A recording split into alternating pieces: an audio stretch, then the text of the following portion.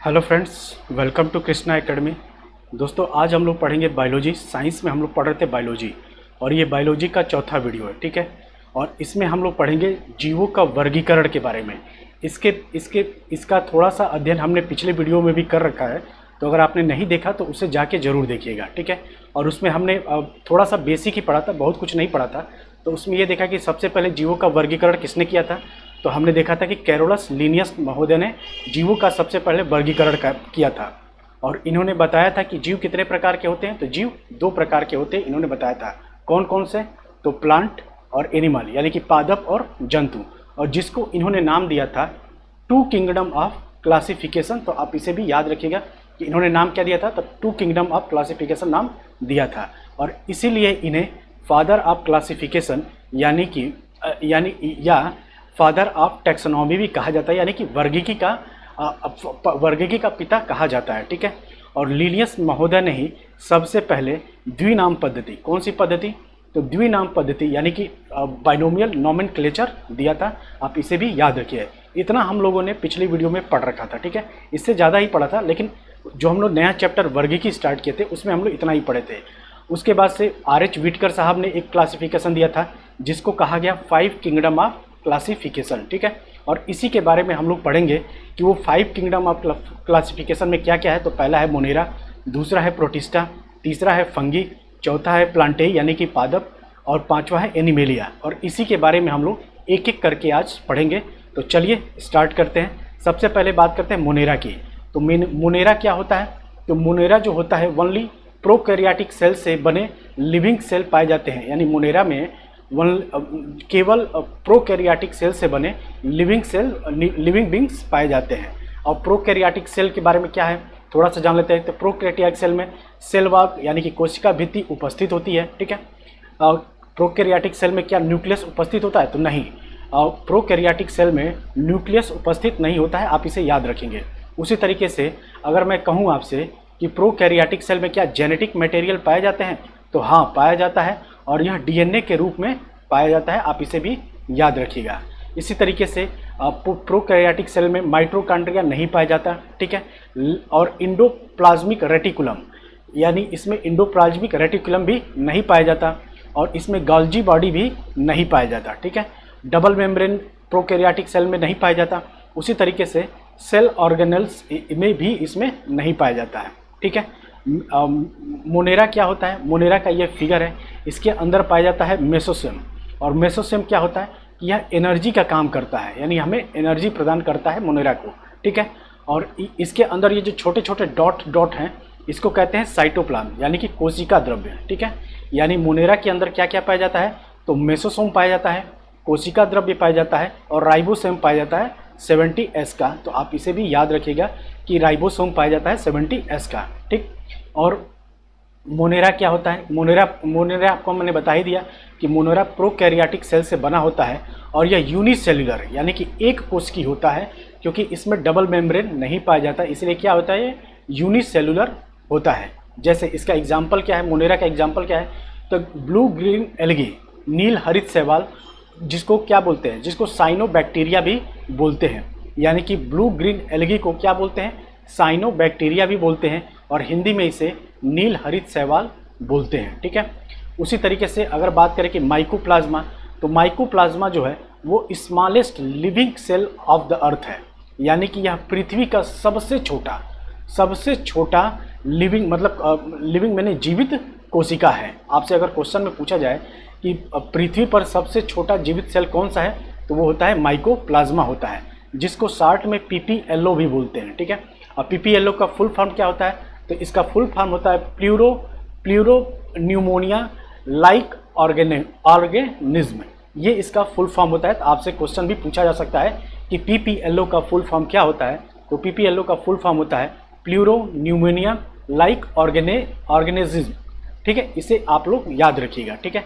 अब हम आते हैं प्रोटिस्टा। प्रोटिस्टा क्या होता है? तो यह प्रोटिस्टा जो होता है यह यूकैरियोटिक सेल से बने होते हैं, ठीक है। और जो यूनिसेलुलर यानी कि एक कोशिकी होते हैं। मोनेरा भी हमारा क्या था? मोनेरा भी हमारा यूनिसेलुलर था, और प्रोटिस्टा भी हमारा क्या है? यूनिसेलुलर यानी कि एक कोशिकी होता है, ठीक है। और इसमें वेल डेवलप्ड यानी देखिए अगर ये यूकैरियोटिक सेल है तो इसमें जाहिर सी बात है कि इसमें वेल डेवलप्ड सेल पाए जाते हैं, क्योंकि यूकैरियोटिक में मैंने आपको बताया था कि वेल डेवलप्ड सेल पाया जाता है, ठीक है। इसका एग्जाम्पल क्या है, प्रोटिस्टा का एग्जाम्पल क्या है, तो प्रोटिस्टा का एग्जाम्पल है अमीबा, पैरामैग्नीशियम और यूग्लिना, ये इसके एग्जाम्पल हैं, यानी कि प्रोटिस्टा के। यानी प्रोटिस्टा के अंदर क्या क्या आता है, तो अमीबा आता है, पैरामैग्नीशियम आता है और आता है यूग्लिना। आप इसे भी याद रखिएगा। अब हम आते हैं कवक यानी फंगी, इसको इंग्लिश में क्या बोलते हैं, फंगी। फंगी जो होता है वह यूनिसेलुलर के साथ साथ मल्टी सेलुलर भी होता है, यानी यह दोनों से बने होते हैं, यानी कि ये यूनिसेलुलर और मल्टी सेलुलर दोनों से बना होता है। और यह एक क्या होता है, यह एक यूकैरियोटिक सेल है। आप इसे याद रखिए कि यह एक क्या है, यूकैरियोटिक सेल है। और इसमें क्लोरोप्लास्ट मतलब हरित लवक अनुपस्थित होता है। आप इसे याद रखिएगा, आपसे क्वेश्चन में पूछा जाएगा कि फंगी में हरित लवक पाया जाता है, तो नहीं, फंगी में क्लोरोप्लास्ट यानी कि हरित लवक नहीं पाया जाता, ठीक है। और इसे हेटेरोट्रोप्स यानी कि परपोषी भी कहते हैं। परपोषी क्या होता है कि परपोषी वो जीव होते हैं जो भोजन के लिए दूसरों पर निर्भर होते हैं। तो आप इसे याद रखिएगा कि परपोषी किसे कहा जाता है, तो परपोषी उन जीवों को कहा जाता है जो भोजन के लिए दूसरों पर निर्भर होते हैं, ठीक है। जैसे कि हम लोग ह्यूमन बींग्स क्या है, ह्यूमन बींग्स परपोषी है, क्योंकि हम भोजन के लिए दूसरे पेय पदार्थों पर निर्भर करते हैं, ठीक है। अब आते हैं सिम्बायोसिस। ये जो फंगी जो होते हैं यानी जो कवक होते हैं, यह सिम्बायोसिस यानी कि सहजीविता प्रदर्शित करते हैं, ठीक है। यह एल्गी प्लस फंगी, जो एल्गी प्लस फंगी है, ये एक दूसरे से सहजीविता प्रदर्शित करते हैं। और यह फंगी क्या होता है, मृतपोषी होता है। आप इसे याद रखिएगा, यह मृतपोषी होता है जो सड़े गले मृत पदार्थों को खाते हैं। और सिम्बोसिस क्या होता है, तो सिम्बोसिस जैसे एल्गी, सिम्बोसिस किसके साथ होता है, तो एल्गी और फंगी साथ मिलकर सिम्बोसिस करते हैं, यानी कि सहजीविता प्रदान करते हैं। ये जो एल्गी है वो फंगी को क्या करता है, वो फंगी को फूड प्रोवाइड करता है, ठीक है। और ये जो फंगी है यह एल्गी को रहने के लिए स्थान देता है, इसी को कहते हैं सहजीविता। यानी एक दूसरे की हेल्प करना ही क्या कहती है, सहजीविता कहलाती है, सिम्बायोसिस कहलाता है। यानी जो एल्गी है ये फंगी के लिए क्या करता है, ये फंगी के लिए फूड प्रोवाइड करता है, यानी खाना देता है। और ये जो फंगी है, ये एल्गी है, ये जो फंगी है, ये फंगी क्या करता है, यह एल्गी को रहने का स्थान देता है। और इसका एग्जाम्पल क्या है, और इन दोनों मिलकर क्या बनाते हैं, लाइकेन बनाते हैं। आप इसे याद रखिएगा, ठीक है। और लाइकेन क्या होता है, लाइकेन जो होता है यह मृदा उर्वरता को बढ़ाता है। और फॉर्म लिटमस पेपर, यानी फॉर्म लिटमस पेपर में किस चीज़ का इस्तेमाल होता है, तो फॉर्म लिटमस पेपर में भी लाइकेन का इस्तेमाल होता है। आप इसे याद रखिएगा। और उसी तरीके से best indicator of air pollution, यानी कि जो लाइकेन होता है यह पर्यावरण का, एयर पॉल्यूशन का सबसे बढ़िया प्रदर्शक होता है, ठीक है। यानी कि लाइकेन क्या होता है, यह होता है best indicator of air pollution होता है, यानी यह एयर पॉल्यूशन का सबसे बड़ा प्रदर्शक होता है। आप इसे भी याद रखिएगा। अब हमारा नेक्स्ट है फंगस। फंगस क्या होता है, तो फंगस में क्या होता है, सेल वॉल क्या होता है, उपस्थित होता है, जो काइटिन का बना होता है। इसका जो सेल वॉल होता है वो काइटिन का बना होता है। आप इसे याद रखिएगा। और ये देखिए, ये सेल वॉल का फिगर है, ठीक है। और सेल वॉल में प्लांट सेल पाया जाता है। और प्लांट सेल क्या होता है, प्लांट सेल सेलुलोज का बना होता है। आप इसे याद रखेंगे, ठीक है। और सेल वॉल क्या होता है, सेल वॉल एक बैक्टीरिया सेल भी होता है जिसमें एमिनो एसिड और पॉलीसेकेराइड पाया जाता है। यानी कि सेल वॉल में बैक्टीरिया सेल पाया जाता है जो अमीनो एसिड और पॉलीसेकेराइड का बना होता है। आप इसे याद रखेंगे। और सेल वॉल में क्या होता है, फंगल सेल पाया जाता है जो काइटिन का बना होता है। ये हमने ऊपर पढ़ा ही, ठीक है।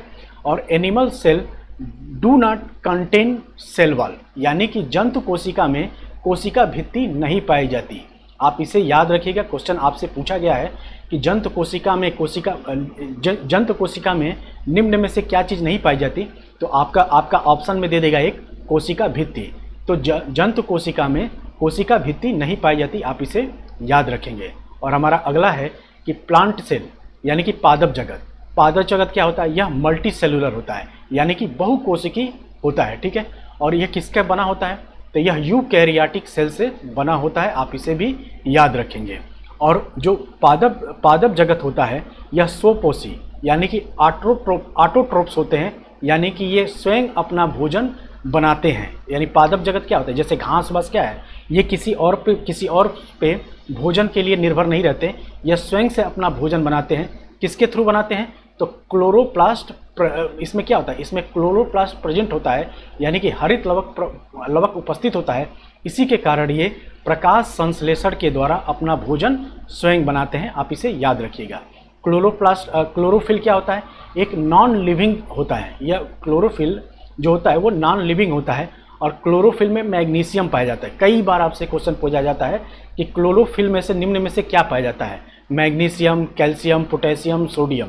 तो क्लोरोफिल में मैग्नीशियम पाया जाता है, आप इसे याद रखिएगा। उसी तरीके से क्वेश्चन है कि प्लांट क्या होता है, तो प्लांट क्या होता है, प्लांट में क्या होता है, तो एल्गी होता है, शैवाल होता है, जो कि क्लोरोफिल में पाया जाता है। शैवाल में क्या पाया जाता है, शैवाल में भी क्लोरोफिल पाया जाता है। और इस शैवाल में रूट यानी कि जड़, स्टेम यानी कि तना, और लीफ यानी कि पत्ती एब्सेंट होते हैं, यानी कि अनुपस्थित होते हैं। यानी कि एल्गी यानी कि शैवाल में ना ही जड़ होता है, ना ही तना होता है, और ना ही पत्ती होती है, लेकिन इसमें क्लोरोफिल पाया जाता है, आप इसे याद रखिएगा। अब आते हैं ब्रायोफाइटा। ब्रायोफाइटा क्या है कि यह एक प्लांट एम्फीबियन है, यानी कि पादप उभयचर है, जो जल और थल दोनों जगह पे पाया जाता है, आप इसे याद रखेंगे। और इसमें भी क्या होता है, इसमें भी रूट, स्टेम और लीफ क्या होता है, एब्सेंट होता है, यानी कि अनुपस्थित होता है, ठीक। और यह वाटर एब्जॉर्प्शन करता है, यानी कि जल का अवशोषण, यानी इसमें जल अवशोषण का गुण पाया जाता है। और एग्जाम्पल क्या है, तो एग्जाम्पल इसका ब्रायोफाइटा का एग्जाम्पल है रिक्सिया मार्केंसिया। रिक्सिया मार्केंसिया जो होता है एक ब्रायोफाइटा है, आप इसे याद रखिएगा। उसी तरीके से पेरिडोफाइटा क्या होता है, तो पेरिडोफाइटा में रूट यानी कि जड़, स्टेम यानी कि तना, और लीव्स आर प्रेजेंट, यानी कि इसमें क्या होता है, जड़, तना और पत्ती इसमें उपस्थित होता है, ठीक है। और इसके एग्जाम्पल क्या है, तो जाइलम एंड फ्लोएम। और ये क्या है, ये सब क्या करते हैं, ये संवहन तंत्र का काम करते हैं। जाइलम और फ्लोएम क्या करता है, संवहन तंत्र का काम करता है, यानी कि इसमें जाइलम और फ्लोएम पाया जाता है, ठीक है। उसी तरीके से जाइलम और फ्लोएम का क्या कार्य होता है हम आगे पढ़ेंगे इसको, तो इसको हम लोग यहाँ पे छोड़ देते हैं, ठीक है। उसी तरीके से मैं चौथा है जिम्नोस्पर्म, यानी कि इसको क्या बोलते हैं, इसको बोलते हैं अनावृत्तीय जीव पौधा। क्या होता है, यह नेक्ड सीड प्लांट होता है, यानी कि नग्न बीजीय पौधा होता है। तो क्या होता है, जिम्नोस्पर्म क्या होता है, तो जिम्नोस्पर्म एक नग्न बीजीय पौधा होता है, जिसमें सीड कोड एब्सेंट होता है, यानी कि सीड कोड जो क्या होता है वो अनुपस्थित होता है। जैसे कि जेनेस, इसका एग्जाम्पल क्या है, तो पाइनस और साइकस इसके बेस्ट एग्जाम्पल है, पाइनस और साइकस, ठीक है। इसकी इंग्लिश, इसकी हिंदी आप लोग थोड़ा सा डिक्शनरी में ढूंढ लीजिएगा, ठीक। इसी तरीके से हमारा अगला है कि एंजियोस्पर्म को हिंदी में क्या बोलते हैं, अनावृत्तीय पौधा बोलते हैं, ठीक है। और इसमें सीड प्लांट उपस्थित होता है, और इसमें सीड कोट भी प्रेजेंट होता है, यानी यह सीडेड प्लांट होता है, यानी कि ये बीजीय पौधा होता है, और इसमें सीड कोट क्या होता है, प्रेजेंट होता है। और इसमें फ्लावरिंग प्लांट भी पाए जाते हैं, और इसमें रूट, स्टेम, लीव और फ्रूट और फ्लावर आदि क्या होता है, आदि पाया जाता है, वेल डेवलप पाया जाता है। और इसे एक बीजीय पौधा या द्विबीजीय पौधा कहते हैं, तो आप इसे भी याद रखिएगा। उसी तरीके से मैं बात करूं कि कैटालिडनस प्लांट क्या होता है, यानी कि एक बीजीय पौधा का होता है, तो यह होता है वन कैटालिडन, यानी एक बीजीय, यह एक बीज पत्र पाया जाता है। इसमें क्या पाया जाता है, इसमें एक बीज पत्र पाया जाता है, जैसे कि मक्का और गेहूं, ठीक है। इसमें क्या होता है, इस मक्का और गेहूं में एक बीज पत्र पाया जाता है, यानी कि वन कैटालिडन इसमें पाया जाता है। उसी तरीके से मैं बात करूं डाई कैटालिडनस प्लांट क्या होता है, तो इसमें टू कैटालिडन यानी द्विबीजपत्री होता है, जैसे कि चना और मटर। चना में क्या होता है, चना आपने देखा होगा, तो चना के ऊपर एक कवर होता है हरा हरा, ठीक है, जो अगर सूख जाता है तो वो पीले कलर में बदल जाता है। तो वो क्या है, यह चना और जो मटर है क्या है, यह टू कैटालिडनस यानी कि द्विबीजपत्री पौधा होता है, ठीक है। उसी तरीके से अगर हम बात करें,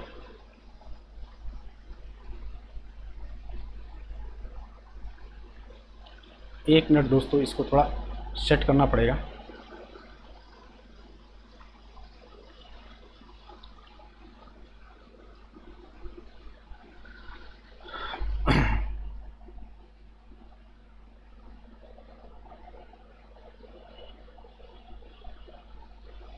हाँ, तो अब हम देखते हैं एनीमिलिया। एनीमिलिया यानी कि जंतु जगत क्या होता है, इसके बारे में हम लोग थोड़ा बहुत देख लेते हैं। तो जंतु जगत भी क्या होता है, जंतु जगत भी मल्टी सेलुलर होता है, यानी कि बहुकोशिकीय होता है, और यह यूकैरियोटिक सेल से बना होता है, आप इसे भी याद रखिएगा। और यह परपोषी भी होता है, यानी कि जो एनिमेलिया यानी जंतु जगत होता है यह परपोषी होता है, यानी यह भोजन के लिए दूसरों पर निर्भर करता है। और यह जो जंतु जगत होता है यह दो प्रकार का होता है, प्रोटोजोआ और मेटाजोआ। ठीक है, प्रोटोजोआ में केवल यूनिसेलुलर यानी कि एक कोशिकीय जीव पाए जाते हैं, जैसे कि अमीबा, पैरामीशियम और प्लाज्मोडियम। ठीक है, और उसी तरीके से मेटाजोआ में बहुकोशिकीय जीव रहते हैं। आप याद रखिएगा मेटाजोआ क्या होता है, बहुकोशिकीय जीव होता है, जैसे कि हाइड्रा। ठीक, अर्थवर्म यानी कि अर्थवर्म यानी क्या, यानी केचुआ। और ह्यूमन यानी कि हम लोग क्या हैं, हम लोग मेटाजोआ हैं। ठीक है, यानी जंतु जगत के मेटाजोआ के सदस्य हैं, आप इसे याद रखिएगा। ठीक, तो दोस्तों ये थे आज का बायोलॉजी का सेक्शन। आपको कैसा लगा? और ये आज मैं जो लेक्चर ले रहा हूँ ये पहला लेक्चर मेरा लैपटॉप का है, तो अभी बहुत इसमें कुछ आइडिया नहीं है, तो कुछ अगर इधर उधर हुआ हो तो आप इसको कोऑपरेट करिएगा। धीरे धीरे इसमें सुधार होता जाएगा और अच्छे से आपको वीडियो मिलेगा। तो चलिए मिलते हैं अगले वीडियो में, तब तक के लिए धन्यवाद।